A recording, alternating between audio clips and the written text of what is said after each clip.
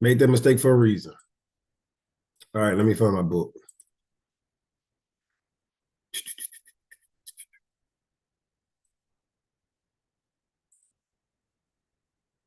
Mm-mm.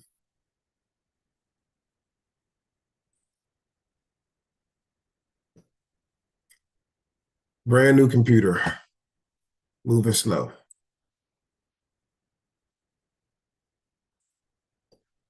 All right, now I can share.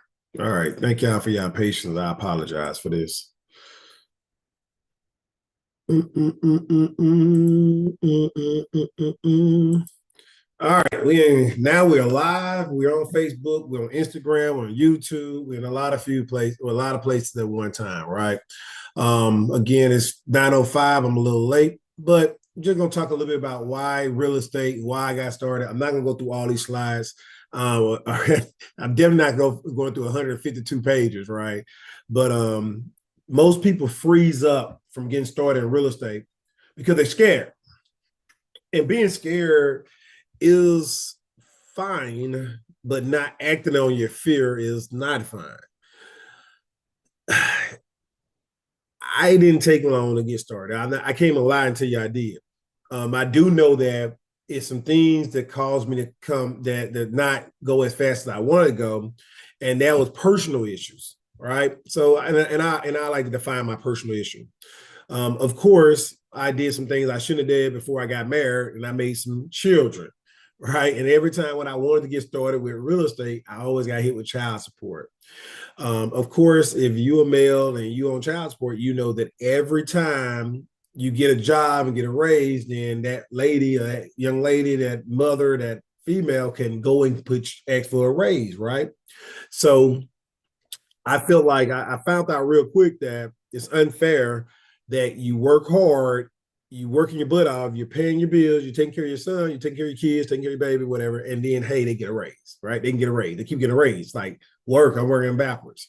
So I figure out if I had rental properties, then the property would be in the business name, not dealing with me. Then now I have something going for myself that I don't have to worry about every time I get a raise that's affecting my check, right? So let me create my own checks. Let me create my own residual income. Let me create another source where I can still do that. Now, hey, am I a lawyer? Am I a judge? I don't know all that. I don't know how legal, how wrong, how right.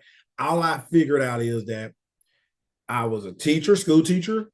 I started coaching sports to make more money. I started working at Dillard's Shoes to make more money. I started selling all kinds of cushions and bedspreads and everything, going back and forth to Howard High and to Dallas to buy this stuff just to try and make money, ends meet, so I can take care of my wife I'm got now while I'm taking care of a child outside of my house.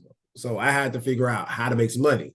So when I found out real estate is a means that you can put something in the business name, have that you have that in your and do that in the business name and file it on your taxes. Yeah, you still can sell your taxes and everything. Can't say you can't, but you're taking a loss, right? So that's kind of my story about personal business. Saying I delayed because I kept getting hit with child support. And I'm golly, I can't get started, right? So that's what kind of happened to me, right?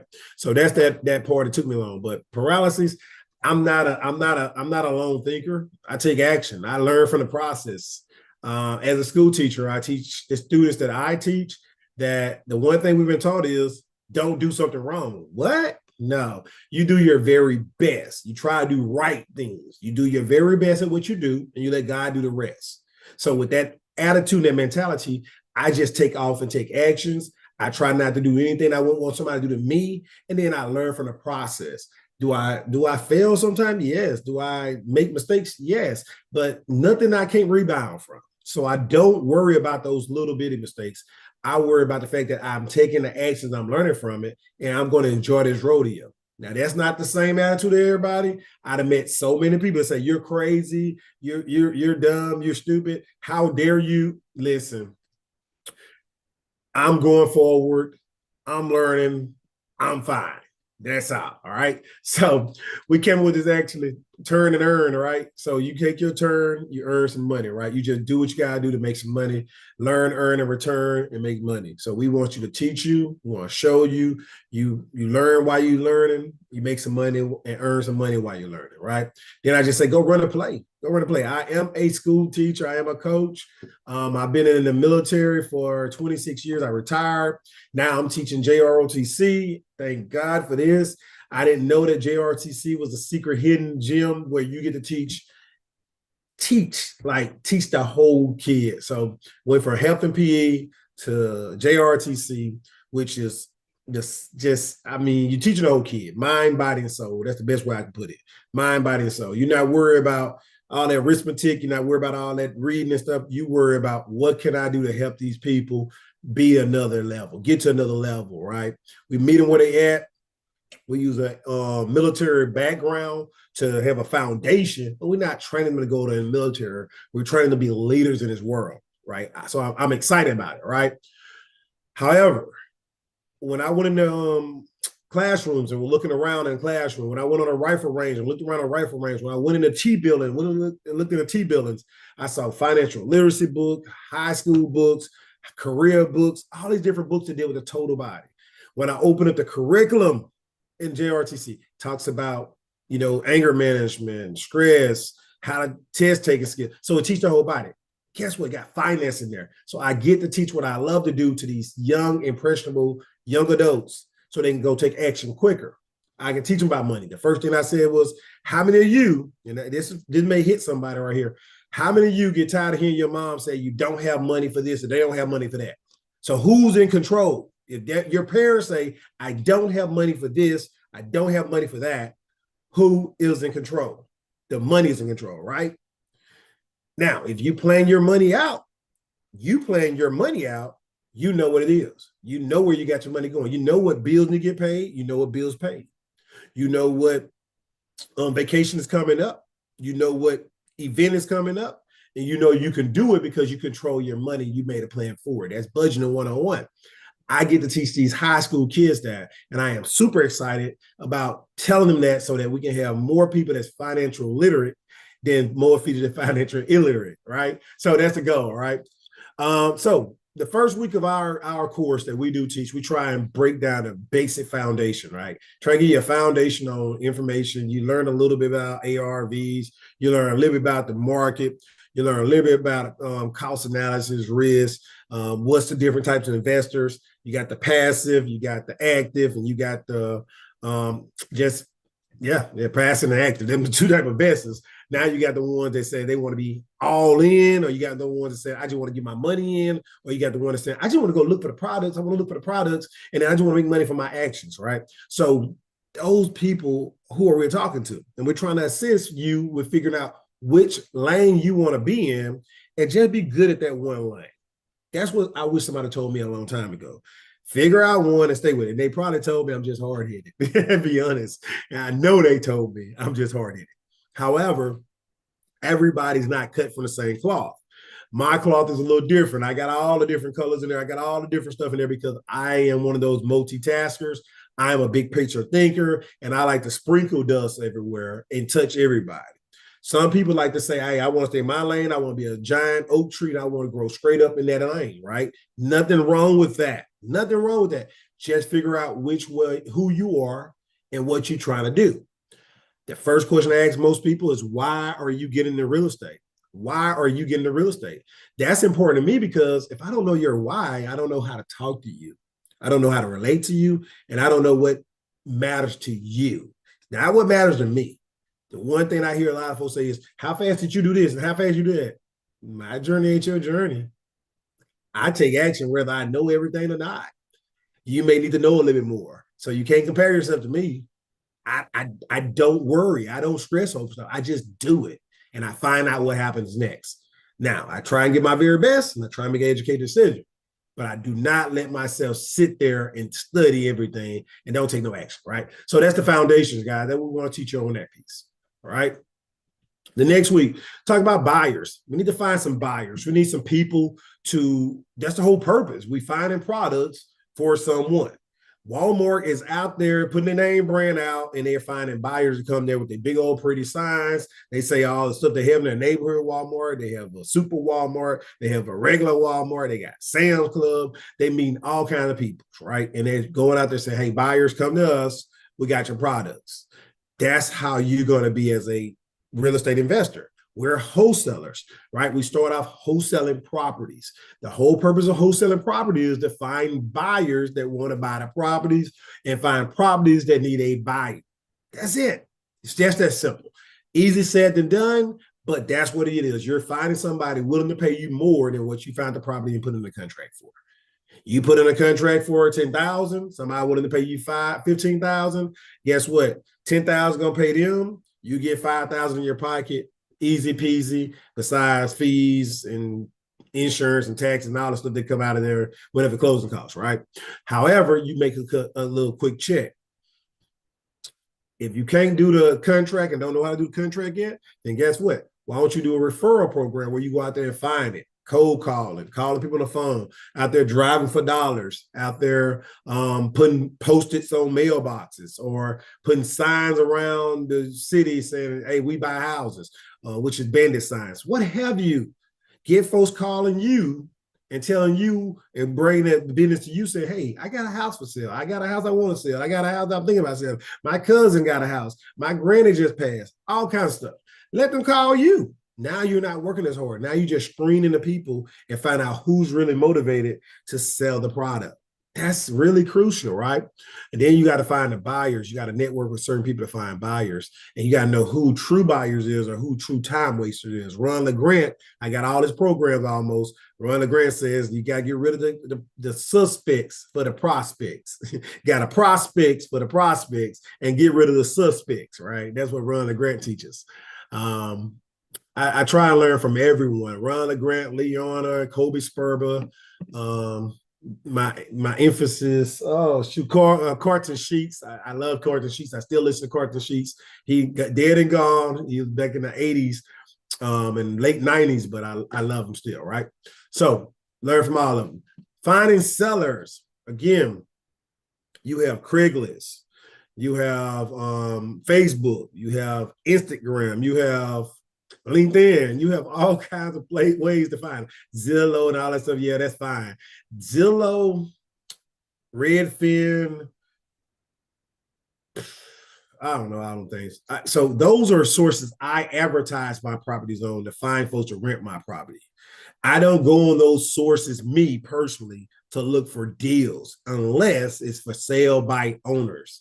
Not trying to deal with no doggone real estate agent and deal with what they got to talk about. I want to talk to a actual person that wants to sell a house, a Mr. or Mrs. Know-it-all that said, I can get top dollar for my house, or I'm willing to, I don't want nobody else to make no money besides me. I want to talk to that person. Sometimes that call go very simple. Sometimes that call go complicated. It doesn't matter to me because I'm not stressed off at the end of the day. All you can say is no to me, and I've been told no before. I ain't that handsome, right? I ain't that nice looking. I done been told no before. So you telling me no is not going to hurt my feelings, right? It's just another step. So that's what I'm saying, guys. You got to get past that part of somebody saying no. You got to get past that part of somebody hating your face. You got to get past that part of somebody pick up the phone and say, why you call me? I didn't call you. I mean, I'm trying to make money. That's why, right? But get past that, because whoever you talking to on that other line, they are the one with the problem, not you. You're the one trying to solve somebody's problem, right? You have a person, they have a house. The grass is yay high, right to your knees, your chest. The mailbox got mail falling out. Somebody's squatters probably trying to go in the house, break in and live in there. They don't have the money to pay the taxes. They in their last year and they about to lose the house. Their parents had the house. The kid took over, did not pick up on the taxes. The house is paid off. What? They about to lose the house over a measly $1,000 that should have been paid 3 years ago. And this year it's going to be up. You're calling to find somebody in that situation that's willing to sell you a house because they finna lose the house. So you cover the back taxes, you pay the interest, and then you pay them a little money to walk away. The house is paid off. The house is now yours, or you have it under contract. You find somebody else saying, I like that neighborhood. I like that community. I would love to buy that house from you. I will pay you 20 grand for that house because that house can rent for $500 a month, $1,000 a month, whatever, right? But that house rent for way more than what you paid for. The person about to lose the house because they had only $1,000 back taxes on the house for maybe 2 or 3 years, and it's the last final year they about to lose it. The house is paid off. You pay that person 20, you get a contract that person for $2,500. They happy because they about to lose the house anyway. Am I telling you a story that's true? Why do I know all these details? I've done it, right? That's all I'm into. That's how simple it is. Finding somebody with a problem and not being afraid of somebody hanging in your face, not being afraid of somebody saying no, not being afraid of whatever the consequence is going to be for you making that phone call. I have one goal. I want to work on my retirement. I have another goal. I want to help people with problems. I have another goal. I want to leave a legacy back for my family. That's it. That's it. That's why I'm doing this. Every rental property I have is a retirement stock. That's my stock. Every year that taxes go up, property value go up, the people paying more money. I'm not paying the taxes. They're paying the taxes wherever in the house. So when the property tax go up, I'm not crying. I'm not mad. It's not my problem. They're paying the taxes. Because if they can't pay the taxes, they can't pay the rent. They got to get out, and they're going to be paying it for somebody else. That's it.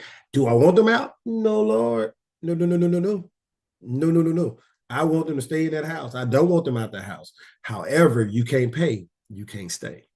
Right? Just filed an eviction today. Not a problem. Don't like it. Don't enjoy it. Don't wish it on anyone. But why would you stay in a house that you're not paying for? Right? Wrong ain't right. Wrong ain't right. All right. So we're looking for people that motivate to sell. I just gave you a very good scenario of a person that motivated to sell. They're about to lose the house anyway. Pre-foreclosures. They're about to lose it anyway. Week 4, billing report. So, hey, again, easy said than done. This is about practice and repetition.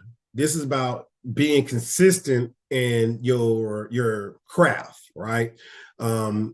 You don't learn how to build rapport with people just having one conversation, right? That's like me going out on the first date and say, let's marry. I mean, what? No. Let's go on another date. Let's talk a couple times. Let's do some other things. Let's go here. Let me let you meet my peoples, right? We got to get to know each other. We got to see each other. We got to grow with each other. Guys, this business is not just, hey, wham, bam, thank you, sir, or ma'am. It's building relationships with the right people, and they're going to send relationships to you. You have to nurture and work with those relationships, and then y'all create a bond, and then all of a sudden you got a solid brand, and people start bringing business to you because you're the go-to person. You get it done. You make it happen. Do that happen overnight? Unfortunately, it's not. Unfortunately, not. But it can happen. And it doesn't matter about when it happened. It matters that it does happen. And when you got a set-by-set steps on how to make that happen, then it's easy to rinse and repeat. And that's the whole goal, to keep doing the same thing over and over again so you can get a better result, not doing the same thing over again expecting a different result. That's insanity, right? Exactly. So we want to teach you how to build that rapport, how to have those conversations, what some buzzwords you want to stay away from, what some buzzwords you want to say, what are some things that people probably feeling at the moment. Think about a person in pre-foreclosure. You think that person is excited about life? You think they're happy about their situation? You think they're ecstatic that they're losing their property back to the bank?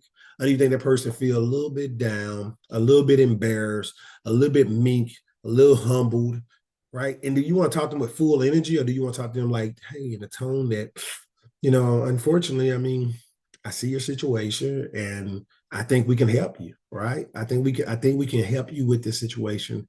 We probably can make things happen a little bit around 2 months to 3 months. Won't be immediately. And now you're giving them the attitude that, hey, we're going to help you, but it's not an overnight thing. you're going to have to deal with this for at least another 3 to 4 to maybe 6 months. However, whatever we can do to speed the process up, we would definitely do, right? That tone with a person in pre-foreclosure is more accepting than, hey, I like to buy your house, little money down, none. You know what I'm saying? Right? So the attitude, right? The nurturing and the communications, understanding what words you want to use, understanding the time frame you want to speak to someone. You learn that over time. You don't learn it overnight, but by having a coach or mentor, somebody working with you, somebody having that conversation for you while you listen to it, don't you think that's beneficial to you so you can do it? Absolutely. Absolutely. I answer for you. And that's how simple it is. So we got scripts, we got contracts, we got protection clause, and hey, we got ways where you can establish your ARVs and your comps and everything else. All right. Week 5, getting paid. That's the most important piece, right? We're not doing this for just a hobby. We're not doing this just to learn. We're not doing it just for, right? The whole goal of going in business for profit. We want profit. Some people like me, I love delayed gratification. I work a 9 to 5.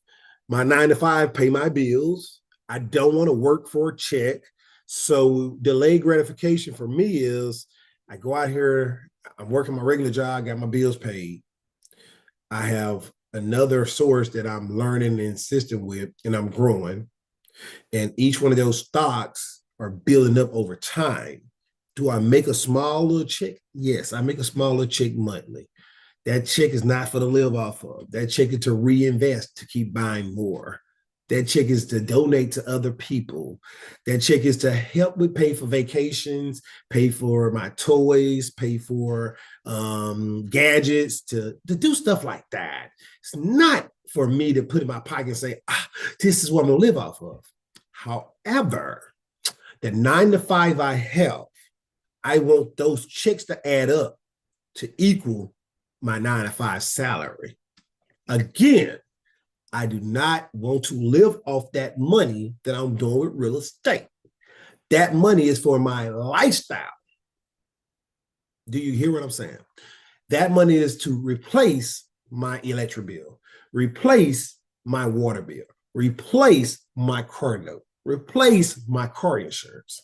Now the check I'm getting from my 9 to 5 is going to the bank, and I'm like, I don't want it to be in the bank. If it's in the bank, you can tax it. If it's in your saving account, they're taxing it. That's how the IRS keep out your money. Money in your saving account, they're taxing it. That interest they put on there, they're documenting that you're making money or you have money. I need my money in my checking account, and I need my money moving in motion and going and going and going and going. I don't need that money in savings. The only thing I need in savings is 90 days worth of money. 3 months. That's it. Why 3 months? I'm glad you asked. If I lose my job, I got 30 days to cry, be bitter, be mad. They horrible, they ugly, they did all this to me. They're bad people. All right. I got 30 days to go find a job. Within that 30 days, I should find a job. 2 weeks later, I should be getting a check. 2 weeks later, I should get another check. Then I should save it for 90 days. That's my method. Or I may just go find a job right away and just use 60 days. And then the next 90 days, I don't go in my cash reserve. I do not put money up for rainy days. I never seen a rainy day where I needed money. What I do is I put 90 days up of reserve of my salary so that I can at least go find another job, go hustle, do whatever I got to do them 90 days so I can do that. And I think I told that story once too many times because God showed me how that worked this summer. I retired June 10th from the military. I didn't get a check again until August. So I found out that, hey, you can, hold on, was it June? Yeah, June, July, August. Yeah, I got one in August. I ain't gonna lie. So it wasn't 90 days, it was 60, right? But hey, I went a while without a check. I went a long time without a check. And I thank God I had this money over here. And I spent probably 30 grand that month when I went without a check. Because I was going back and forth to DC. I was going back and forth to North Carolina. I was going to Louisiana, driving, flying, going here, going there, and just spending time with my son, my baby, right? So again, I lived that. And I know that that's to be true now, not just talking about it. So not gonna go in detail. I just gave y'all a breakdown of pretty much what you learned in 5 weeks. We want you to get paid. We want you to use other people's money. I think that's a big thing to highlight. Easy process for closing and getting paid. If you listen to our steps, it makes sense. If you do it your way, it makes sense to you. That's all I got. I can't say nothing. It makes sense to you. What we prefer to do is you do it our way, and it makes perfectly good sense. If you want to raise your hand, ask questions, please do. This is not going to be a long call, 30 minutes in. Coach Joe did not get on, so I think that he must have the baby girl. He got a baby girl. He following my lead. I had a son, then he had a baby girl. So he didn't get on. Fine. The short crowd, guys, I have not been sent out. Thank y'all for getting on. Only thing we got going on right now is the meetup on Meetup. I'm not advertising, I'm not pushing this stuff out. So anybody get on, you by happenstance, you did look at it and you get on. So I'm proud of you. I'm happy. I hope that this was valuable to you. I don't think my website work right now. I am in a transition period where I'll probably be leaving that CRM system alone. So if you want to meet up with me, you have to go to Facebook community. Why Wait to Be Great Goal Overachievers. Why Wait to Be Great Goal Overachievers.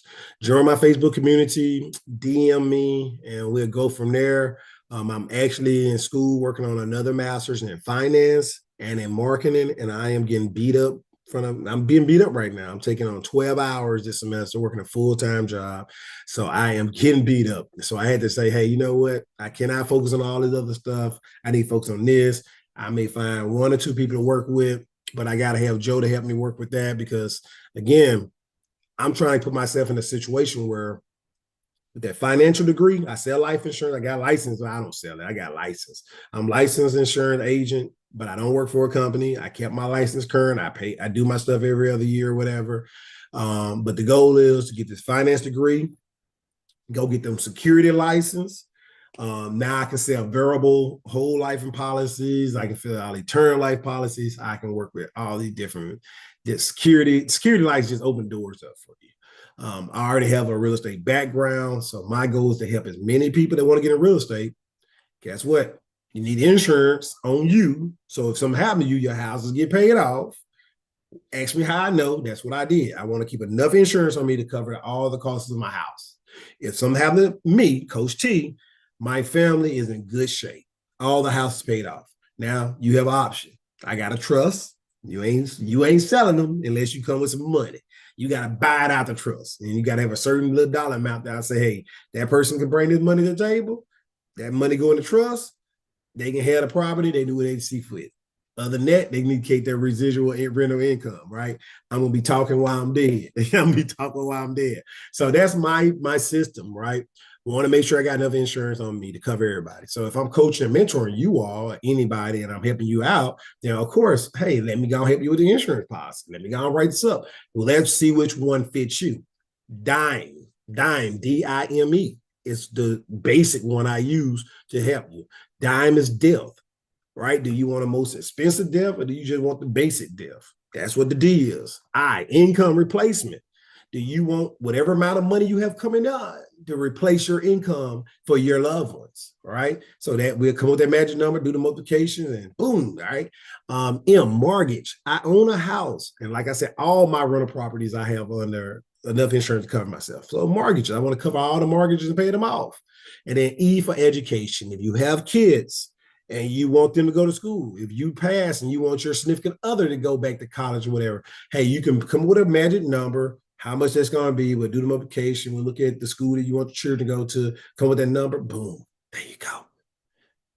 Budgeting 101, you planning for what you want, not your money dictating what it wants from you. So guys, that's really in a nutshell what we do, how we do it, why I do it, what I'm doing it for. I do invest in mostly low income areas because I like to help the people and I don't like to deal with a lot of competition. I do. I don't like dealing with a lot of competition. I do like to help the people. I want people that live in low income areas to have nice homes and have something they're proud about. And then I want to bring pride back to communities, right? So I remodel houses in those areas. At the same token, because I do that method, what have I say the other one? Oh, most folks don't like being in the hood, don't like their mindset, don't like the people, don't scared of the hood or whatever. Then guess what? There's less competition. So I don't have a lot of competition. I don't have a lot of people coming at me. I don't have a lot of people trying to, lowball the house I'm already getting. They not competing over there. They're like, nah, I want mid to high. Well, go to your mid to high. I stay down here. I can cover the mortgage with my regular check. You go over there, you can't cover the mortgage but 1 month, then now you in default. So do you. To each his own. What kind of investor are you? I'm a safe, smart, I think, investor. I like to do the small things. And I like to help the people that want to be helped, not the people that don't need no help, but the people that just say, hey, whatever. So that's me. Any questions, please raise your hand. If you got a question, I'm looking at the chat box to see if any hands going up. If you like to be unmute and want to say something, I hope that I hope that this I brought value for you. Definitely would love you to give a review. Why Wait to Be Great? You can definitely do a review at Why Wait to Be Great, Google review. But definitely join my Facebook community, Why Wait to Be Great Goal Overachievers. At this moment, my CRM system, I'm transitioning out of it. I'm paying $500 a month for something I'm not using. So I don't want to just keep giving the money away. So I transition out of it and do something different. But I built the Facebook community so y'all can still get to me and communicate with me. And we'll go from there. All right. I haven't seen any hands go up. I was looking to see. I do appreciate y'all staying on to the end. We'll see y'all soon. Next Monday. Yep, next Monday we'll be on. Monday after that,